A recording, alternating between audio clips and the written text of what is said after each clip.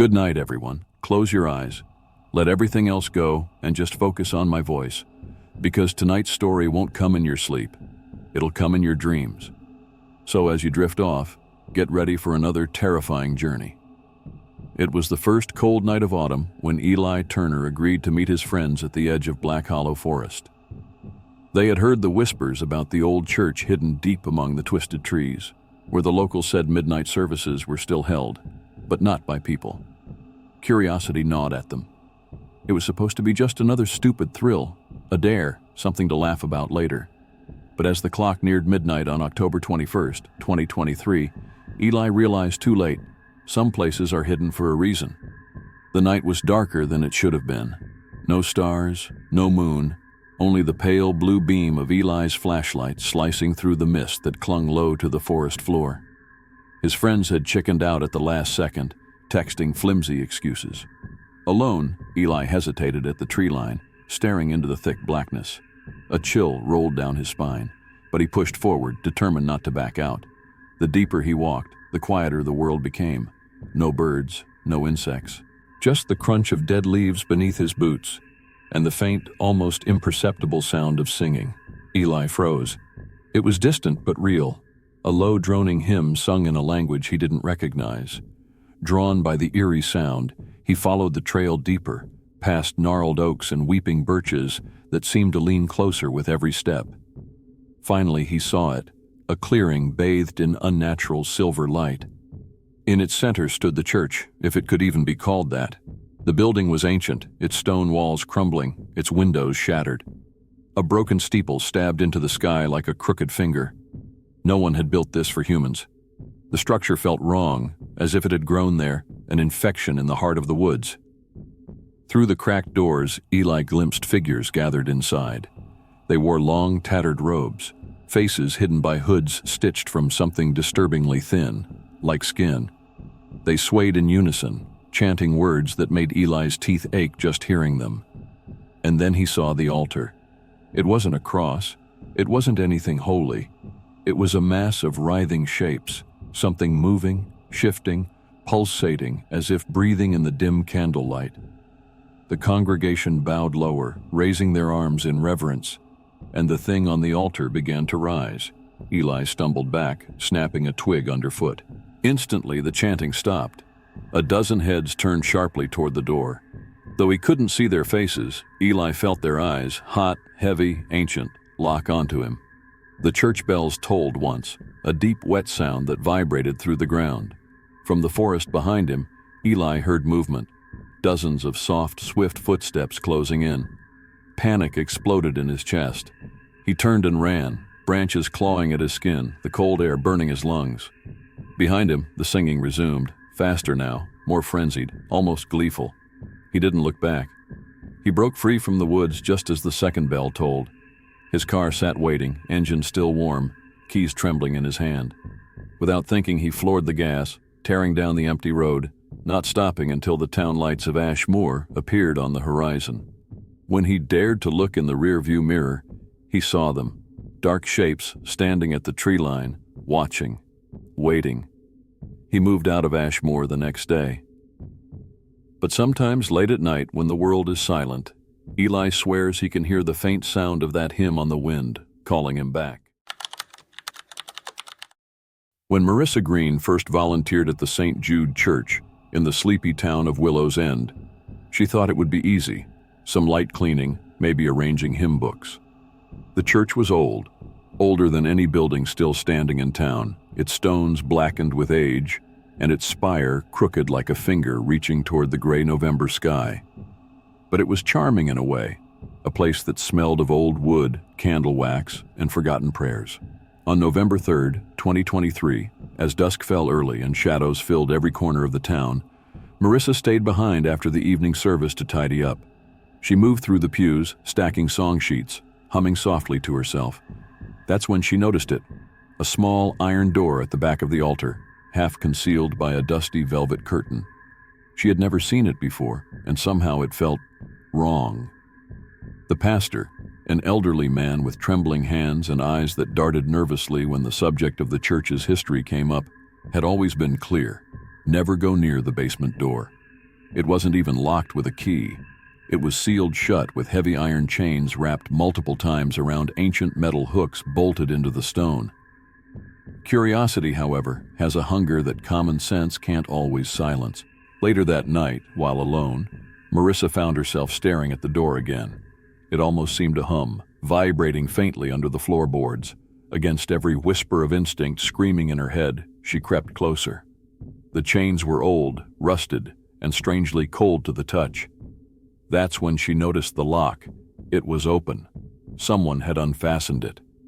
With trembling fingers, she unwrapped the chains and pulled the door open.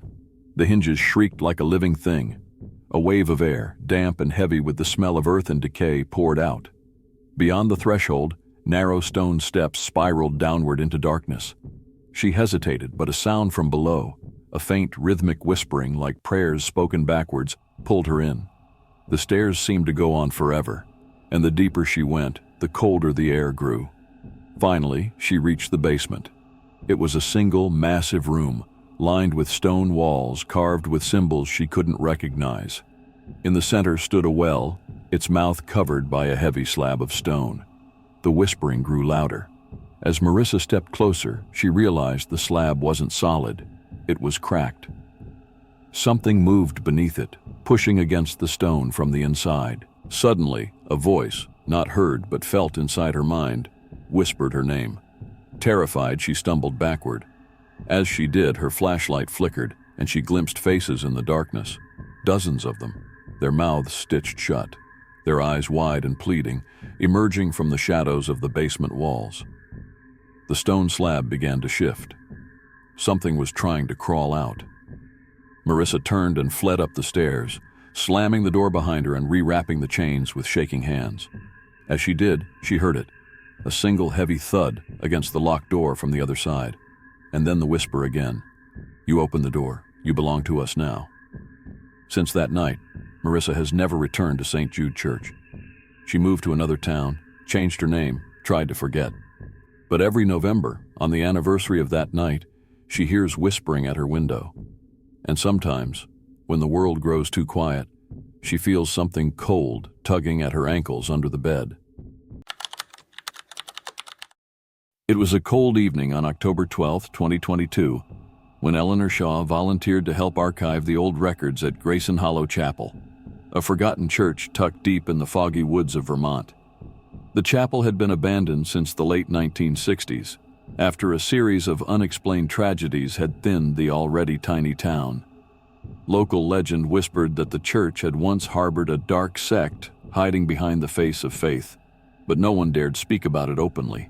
Armed with only a flashlight and her laptop, Eleanor sorted through boxes of dusty hymnals, cracked Bibles, and brittle reel-to-reel tapes. In the back of a warped cabinet, she found a stack of unlabeled recordings, old crackling tapes wrapped in black cloth. Her curiosity got the better of her. Setting up the ancient tape player, she pressed play. At first it sounded normal, a sermon about redemption, forgiveness, the usual. But then the tone changed. The pastor's voice dropped to a conspiratorial whisper, almost like he was leaning close to the microphone. To the chosen, you know who you are, the voice rasped. Tonight, bring your offering, blood for blood. Faith must be fed. Eleanor froze. She glanced around the empty chapel. Was it just her imagination, or had the temperature dropped? She played another tape. Again, the pattern repeated, a normal sermon, then a chilling secret message. But this time, the words were darker. The altar is hungry. Feed it. Do not fail, or it will take what it desires. Her flashlight flickered. Heart pounding, she checked the box the tapes had been stored in. Beneath the last reel, she found something even stranger. A list of names, dates written next to them, all matching the dates of accidental deaths she remembered reading about when researching Grayson Hollow.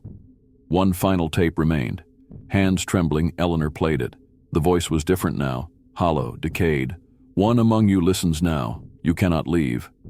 Her blood ran cold. At that moment, the heavy doors of the chapel slammed shut. The old player kept spinning even after the tape ended, as if something unseen still whispered through the machine. Shadows moved between the pews. Eleanor staggered back toward the entrance, but the air grew thick, suffocating. The list of names seemed to pulse in her hand, and at the bottom, written in fresh ink she hadn't noticed before, was her own name, Eleanor Shaw, October 12, 2022. She screamed and pounded on the door, but no one came. From the rafters above, a deep guttural growl echoed, and the candles lit themselves one by one, leading her toward the altar, toward her offering. And somewhere in the crackling static of the forgotten tapes, the voice whispered again, "Faith must be fed." The town of Coldwater Hollow was the kind of place that time had forgotten.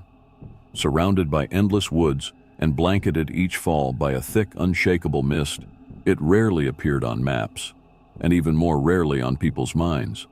Yet those who lived there knew better than to think they were truly alone. There was something about Coldwater, something ancient and unseen, that demanded attention, especially every few years, when the leaves began to rot and the first frost whispered over the fields. It was always in early November, around 6:44 p.m., when the church bell of the Coldwater Chapel, silent the rest of the year, would toll once more. The villagers called it the night of renewal, though no one ever dared explain what it truly meant. Questions were met with tight lips, averted eyes, and the same weary warning, "Be inside before the bells." On the evening of November 5th, 2023, David Marlowe found himself alone in his late aunt's abandoned farmhouse, watching the dense fog wrap itself around the windows like a living thing. He had only moved to Coldwater Hollow 3 weeks prior, intending to restore the property and start fresh after a messy divorce. He had heard the town's strange stories, of course. Whispers of disappearances, old sermons, strange services held deep into the night. He thought they were nothing more than folklore until he heard the bells. The sound was unlike anything he had ever heard. Low, metallic, ancient, like it had been pulled from the belly of the earth itself. The whole house seemed to tremble with each chime. Against his better judgment, against every silent scream from his instincts, David grabbed his coat and headed toward the church. Something compelled him, something beyond curiosity, something magnetic. The Coldwater Chapel loomed at the end of the dirt road, shrouded in mist, its crooked steeple piercing the bruised evening sky. A strange procession of townsfolk filed quietly through its heavy oak doors. David followed, shivering, as a blast of damp, icy air greeted him. Inside, the chapel was strangely packed, dozens more than the town's tiny population could explain. Faces pale as candle wax, hands tightly clenched in prayer. No one spoke. No one even moved, except to breathe in unison, a soft hiss that filled the dusty air. At precisely 7 p.m., the old pastor shuffled to the pulpit, his face hidden beneath a threadbare hood. His voice was cracked, dry, barely human as he began the sermon, not in English, but in a language that sounded older than the stones beneath their feet. As he spoke, a heavy dread grew in David's chest. He noticed something horrifying. Some of the congregants were not normal. Their skin sagged strangely, their eyes glassy and unblinking, like marionettes waiting for their strings to be pulled. David shifted, planning to leave, but when he turned toward the entrance, he realized the heavy doors were chained and bolted shut from the outside. Suddenly, the candles blew out with an invisible gust, plunging the room into darkness. David's breath caught in his throat. The humming began then, low at first, then louder, vibrating through the floorboards, the pews, his own teeth. Shapes moved in the darkness, brushing against him with wet, cold fingers. Somewhere to his left, someone began weeping, a thin, keening sound that was cut short by a wet, crunching noise. Panic took over. David shoved his way through the writhing congregation, heart hammering, lungs burning. He stumbled over something soft, someone on the floor. The church had become a living thing, its walls pulsing, the pews shifting as though breathing. Finally, with a strength he didn't know he had, David found a side door rotted at the hinges. He slammed his shoulder into it once, twice, and burst out into the freezing night.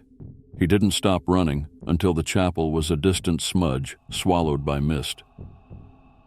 The next morning, Coldwater Hollow was changed. Entire homes were abandoned, shops shuttered, whole families had vanished without a trace.